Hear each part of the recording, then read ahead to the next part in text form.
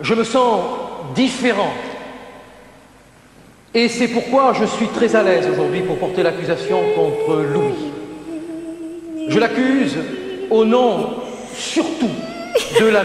Hey! Cette vidéo est issue d'un live que je réalise sur ma chaîne Twitch les jeudis soirs à 20 h et les VOD sont disponibles sur ma chaîne secondaire Noraki Live. Alors n'hésite pas à t'abonner et à me suivre sur les réseaux pour ne rien louper. Bisous! Que Louis et son défenseur se défendent et n'accusent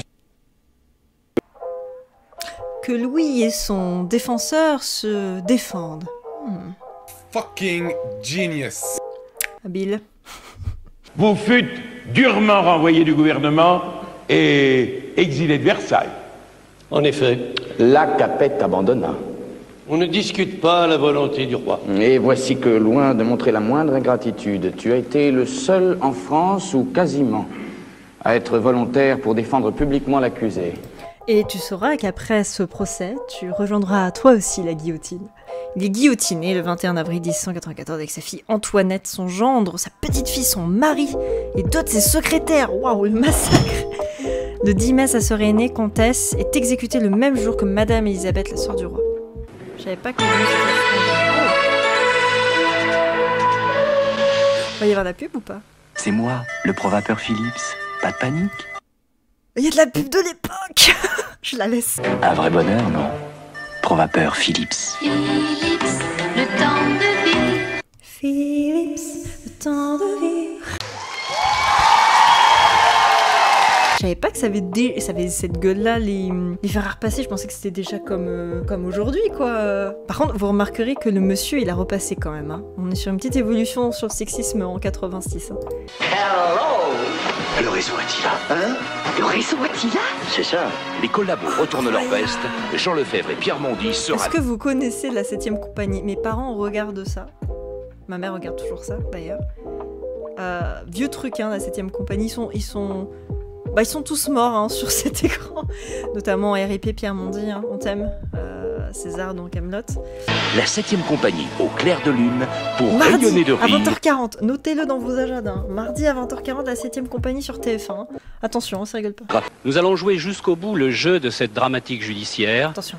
Alors imaginons, si la télévision avait existé sous la Révolution, Coucou chérie, je suis à la télé. si le procès de Louis XVI que vous vivez en direct ce soir sur TF1 avait été retransmis en direct, si j'étais un des commentateurs de l'époque, un des chroniqueurs judiciaires présents devant ce grand moment judiciaire, ce grand moment de l'histoire, je vous aurais certainement dit, revenez dans cette salle du tribunal révolutionnaire au moment où tout va se jouer. Les débats proprement dits sont terminés, maintenant la parole est aux professionnels de la justice. Un professionnel occasionnel, l'accusateur public, Jean Edernalier, 2 professionnels du barreau, Maître Gilbert Collard la parole et Maître Vergès. Mais le président reprend la parole. Citoyen Collard, Je dois fermer ma gueule, le président est en train de parler. Je me sens différent. Et c'est pourquoi je suis très à l'aise aujourd'hui pour porter l'accusation contre Louis. Je l'accuse au nom, surtout, de la... Parce qu'il a maintenu l'arbitraire partout, sous la forme des lettres de cachet, sous la forme de l'absolutisme. Bah oui, tu t'attendais à quoi? Qu'il arrive au pouvoir et qu'il fait... Finalement, tout ce qu'on m'a dit depuis que je suis bébé, bah je le rejette. Voilà, crise d'ado. La monarchie, c'est nul. C'est tout nul. Moi, je veux de la liberté. Je veux de la république. C'est quand même vachement mieux. Eh oui, citoyen président. Eh oui. Eh oui, c'est fou, hein, c'est un roi. Pendant plus de 3 semaines, votre justice, elle est belle. Elle est la justice du peuple. Qu'est-ce qu'il dit? Mais qu'est-ce qu'il raconte le collard là? Qu'est-ce qu'il nous déplatère sur la justice du peuple? Qu'est-ce qu'il dit? Et le peuple, quand il juge, vaut les rois. Ça... Quoi? Arrête. Le premier, c'est la non-assistance à peuple en danger. Qu'est-ce qu'il raconte? Pitié. Pitié. Non-assistance à peuple en danger. Stop. Stop, Gilbert. Que je comprends pas, j'accepte pas. Qu'est-ce qu'il raconte, Gilbert, ton roue libre, là? Dans toutes les villes de France, on disait, mais si le roi savait. Or, le roi savait, il savait par les intendants généraux, il savait par les fermiers, il savait que dans sa France, on crevait de faim. Non. Non, monsieur, il ne savait pas. Comme Louis XV ne le savait pas, comme Louis XIV ne le savait pas, comme Louis XIII ne le savait pas. Pourquoi, monsieur Collard? Parce qu'ils étaient pas pauvres. Ils sont nés avec une cuillère d'argent dans la bouche. Donc c'est bien de le dire, mais comment on leur dit, comment on leur présente les choses, c'est une différence entre le vivre, tout simplement, et le connaître. Alors Louis XVI avait quand même une mérite, il me semble, de faire des visites à la population. C'était la première fois que les gens voyaient leur roi en direct. Il a quand même eu ce mérite-là. Je pense que eux-mêmes, quand il y a eu la Révolution, ils ne se sont pas rendus compte de la situation. Ils ne savaient pas. Je dis pas que c'est une excuse, mais ça explique beaucoup de choses en fait. Ils se sont jamais rendus compte de la situation parce que c'était pas dans leur priorité, parce qu'on ne leur présentait pas la chose, je pense aussi correctement, parce qu'ils sortaient juste pas de leur milieu en fait. Tu peux pas dire ouais, il les a vus crever la dalle sous ses yeux, il a rien fait. C'est pas ça qui s'est passé en fait. C'est systémique ce truc en fait. Et j'ai envie de dire, c'est la même chose qu'on a aujourd'hui avec les politiques. Pourquoi les politiques prennent toujours des décisions, t'as l'impression qu'ils nous ignorent, ils ignorent les hôpitaux. Mais pourquoi? Parce qu'ils ne le vivent pas.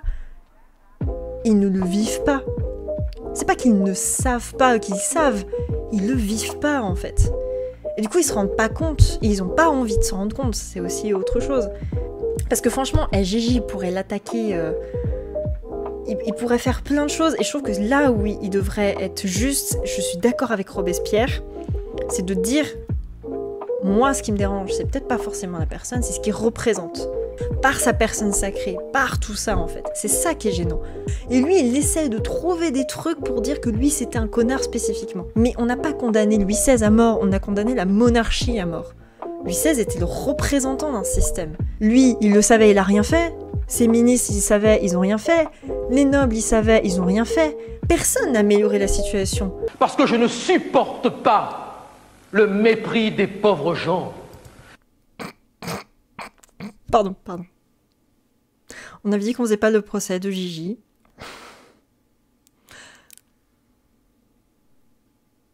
Pardon.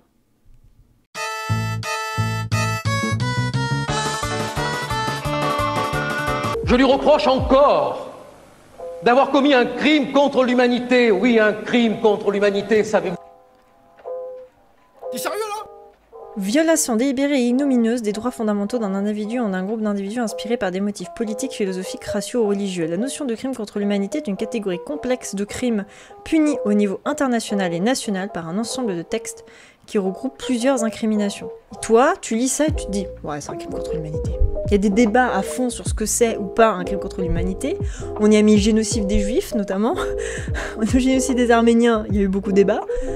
Les génocides, notamment, se sont considérés comme des crimes de l'humanité. L'esclavage, c'est considéré comme un crime contre l'humanité, parce que l'esclavage, en plus, est fait au niveau international. Et toi, tu dis, il n'a pas signé la Déclaration des droits de l'homme, crime contre l'humanité. 20 000 patriotes viennent de Paris à Versailles, armés de piques et de canons, et encore, quand il est parti pour Varennes, il a laissé un texte dont je vous parlais, où il indiquait que ces décrets, il les avait bien... La tête de Louis XVI. Pour Varennes, il a laissé un texte dont je vous parlais. Alors, c'est même pas vrai. D'abord. Où il indiquait que ces décrets, il les avait... Qu'est-ce qu'il raconte, celui-là? Mais quel a été l'acte le plus pacifique de notre histoire, si ce n'est le moment où des hommes ont décidé d'abolir les privilèges, si ce n'est... Tu peux pas te poser 2 minutes, hein. Juste souffle un coup, petite méditation, tu vas voir, ça va bien se passer. Pour que le roi puisse reconquérir son pouvoir. Je l'accuse donc de ces 3 crimes. Collaboration, crime contre l'humanité, non-assistance à peuple en danger. 3 concepts actuels.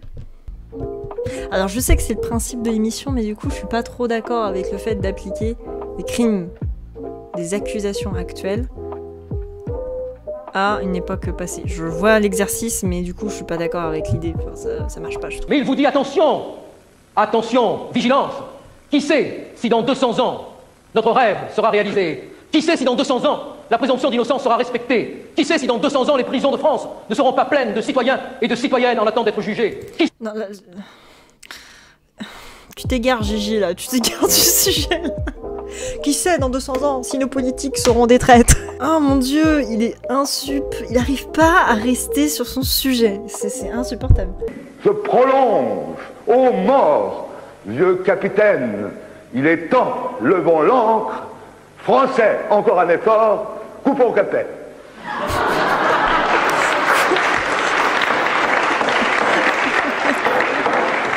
C'est un sketch, le public rigole comme si c'était un spectacle humoristique, quoi. C'est bigard le truc. Qu'est-ce qui se passe? J'ai entendu à la radio ce matin, on a une chance sur 10 millions de se faire mordre par une chauve-souris enragée. Si pour vous, aujourd'hui, Louis doit mourir uniquement parce qu'il fut roi, le procès ouvert contre lui ne recherche pas la vérité, il veut sa tête, rien d'autre. Reconnaissez. Enfin, quelque chose d'intéressant de la part de la défense, de dire qu'effectivement, depuis le début, on lui reproche d'être roi, et c'est un roi. C'est ce qu'il dit. À ce moment-là, pourquoi faire un procès si vous voulez qu'il meure, en fait? Parce qu'il est juste roi. On n'est pas en train de chercher des condamnations, des jugements, des choses qu'il a pu faire. Enfin si, Collard il a essayé, mais c'était raté. Juste, vous voulez le condamner, en fait. Point barre, pas de débat, pas de jugement. Louis. Pas de manifestation où je paye. Mais qui a gueulé là dans le public? Qu'est-ce qui quoi? C'est comme la gamine. Il est gros. Le manque de respect de la fillette quand même. Hein. Y a pas de tricoteuse. Hein. C'est pas prévu au programme ça. Tu te tais, Jacqueline. T'as pas demandé ton avis. Proposerais-tu de tuer aussi l'enfant? Ouh, référence à la mort de Louis XVII dans d'affreuses conditions. L'argument de l'enfant, bien joué, qui est vrai en plus. On l'a littéralement laissé crever le gamin, parce qu'il nous faisait chier. La vie de Louis est le seul rempart qui vous reste les uns contre les autres. Il a raison. C'est vrai que la mort de Louis, ça a été le point de non-retour dans la Révolution, qui a été très important, mais qui a vraiment intensifié les conflits, parce qu'évidemment, ceux qui voulaient pas qu'il meure, ils étaient pas contents. Et ça a été de mal en pis, en fait. Ça a été une espèce de roue infernale entre les différents partis politiques. Et ça a entraîné la guerre, et ça a entraîné plein de choses, en fait. C'est vrai que la mort de Louis XVI, ça a eu des portées aussi très négatives. Capet, avez-vous quelque chose à ajouter pour votre défense? Capet. Après 2 heures à être assis sur cette chaise, je vous ai vu faire la sieste, ne vous inquiétez pas, je l'ai vu. Avez-vous quelque chose à dire pour votre défense? Levez. Je n'ai rien à ajouter. Innocent. J'ai bien dormi. Je n'ai rien à me reprocher. Je n'ai jamais craint que ma conduite fût examinée publiquement. Mais... Au moins, il a bien retenu sa réplique, il est en mode « Ok, je peux pas me gourer, ça se faut que je parle, donc il faut que j'y aille. » Ça vous dérange pas si je m'échauffe? Non, allez-y. Ah, babi bobu, je suis une fougère. Oh, du vent coule à ton sol. Fleur qui devient papillon. Capet est-il coupable des fautes dont il a été accusé au cours de cette audience? Prenez des notes, hein, on va y répondre après. Attention, contrôle surprise. Hein. La réponse du peuple est négative. C'est-à-dire, s'il estime que Capet n'est pas coupable, Louis sera acquitté. Deuxième question. Si vous répondez que oui, que Louis Capet est coupable, vous aurez à vous prononcer sur la peine à lui infliger. Ce sera soit l'exil, soit la mort. Et la prison, non? L'audience va être suspendue. Putain, y a pas de débat en fait. Y a pas de d'issue. T'as pas la prison. Je veux dire, L'acquitter, je trouve ça un peu fort. Je trouve ça un peu fort, donc non. L'exiler, c'est prendre un risque. On sait qu'il a fait des trucs avec l'étranger. Condamné à mort, c'était quand même balèze, quoi. On peut pas le mettre en prison, juste? Qu'en pensez-vous, messieurs, dames? Avant que la parole soit à la danse dans l'émission. Est-ce que vous pensez que Louis XVI est coupable des crimes qu'on lui impute? Que lui est coupable, responsable de tout ça? Et si oui, est-ce qu'il doit être condamné à mort ou exilé? L'audience Trifouille. Moi, mon opinion, Louis XVI n'est pas innocent. Il a fait des trucs qui, pour moi, sont quand même pas ouf. Varennes, pour prendre cet exemple, quand même, je trouve, est quand même très grave. C'est un risque. Voilà, c'est un risque, Louis XVI. On peut pas lui faire confiance. Moi, je lui ferai pas confiance pour installer la Révolution. Donc moi, je veux pas l'acquitter. Mais il n'est pas aussi coupable que tout ce que tout le monde prétend. Il n'est pas coupable de ce qu'ont fait ses prédécesseurs, il n'est pas coupable de la monarchie, il est un acteur de la monarchie, il fait partie du système. Pour moi, le condamner à mort, c'était quand même... Alors, attention, pour l'époque, c'était totalement justifié, tout ça.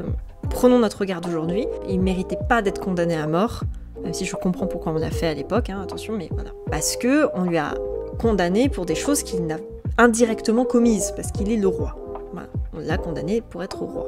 Mais l'exiler, je trouve pas ça une bonne idée non plus, parce que le petit gars, je pense qu'il serait chercher 2-3 copains, et la révolution, basta, plus de révolution.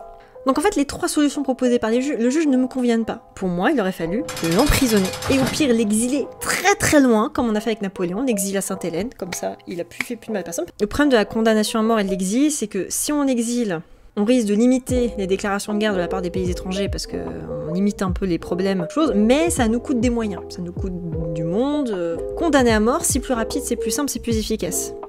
Et au moins on est sûr qu'il ne posera plus jamais problème. C'est pour ça qu'ils ont choisi cette solution. Mais par contre, ça a créé énormément de répercussions par la suite parce que c'est une impasse, Louis XVI. C'est littéralement une impasse. Parce que pour moi, il n'est pas innocent, mais il n'est pas totalement coupable non plus de tout ce qu'on l'accuse. Il est entre les deux. À vous de choisir. Vous pouvez voter dès maintenant sur Minitel en tapant 3615. Sur Minitel! Oh! Téléphonez au 42 48 90 90. Pour l'exil, téléphonez au 42 20 60 60. J'adore. Pour la mort, téléphonez au 42 90 30 30. Faites le 16 1 si vous appelez de la province. Vous avez 1 heure. Oh non! Faites le 16 1 si vous appelez de la province. Si vous êtes les pauvres de la province, là, les provinciaux, appelez ce numéro particulièrement. La mort serait voté sur Twitter, j'avoue. 27,5%. L'acquittement, 55%. Oh. Il va être acquitté. Citoyens, citoyennes, vous n'êtes pas au spectacle. Vous me cassez les noix.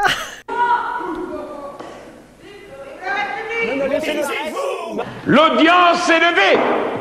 Vous savez que c'est pas le vrai roi, messieurs, dames. Hein. Il est mort, le vrai, hein. Voilà. C'est bien. Le 16 et 17 janvier, les députés sont de nouveau appelés nominalement à donner leur avis sur la peine infligée à l'accusé. La question du sursis est tranchée lors de la séance du 19 janvier. La troisième question portant sur la peine, sur 721 députés étaient présents, 366 votent la mort et 34 pour la mort avec condition, effectivement, c'est-à-dire 321 votent pour la détention.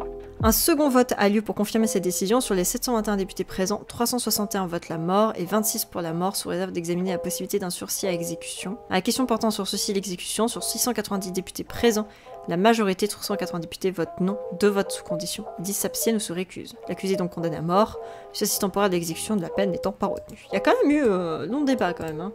Et bien sur ce, mes chers compatriotes, je vais aller me coucher. Et ce fut un excellent live, mais je suis d'accord, c'était trop bien. J'ai bien kiffé regarder le procès de Louis XVI, c'était très rigolo.